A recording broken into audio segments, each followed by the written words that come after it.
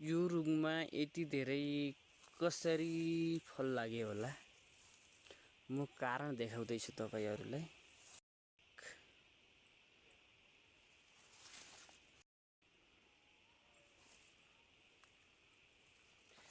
किनकि यो यहीँतिको रुख यति धेरै फल्ले, तर यो ऊ त्यहाँनिरको रुख एउटा पनि फले हैन।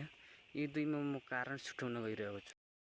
यो रुखमा मैले गोल्डन स्याउ कलमी गरेको छु। यहाँ दुईवटा हाँगामा गोल्डन स्याउ कलमी गरेको छु।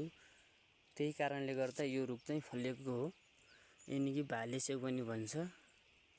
र यो प्रत्येक रुखमा गऱ्यो भने यसले क्रसिङ गर्न सजिलो हुन्छ, त्यसैले यो रुख चाहिँ फलेको हो। तपाईहरु पनि स्याउ फलेन भने यस्तै प्रत्येक रुखमा ग्राफ्टिङ गर्नुपर्छ। पर्याप्त 1 वर्षमा यो फुलिहाल्छ, नत्र सेकेन्ड दोस्रो वर्षमा फुल्छ।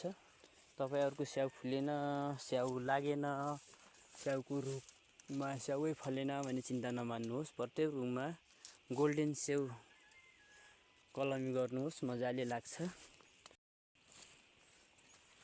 यो रुखमा ला हैन, यो रुखमा अलिअलि लाहा स्याउ फल्या।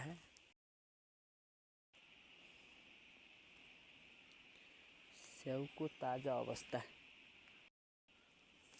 स्याउ फलेर पनि टेकुले पनि भाँचिसक्न लागिसक्यो पुरै।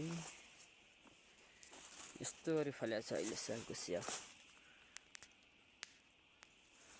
Oh my god.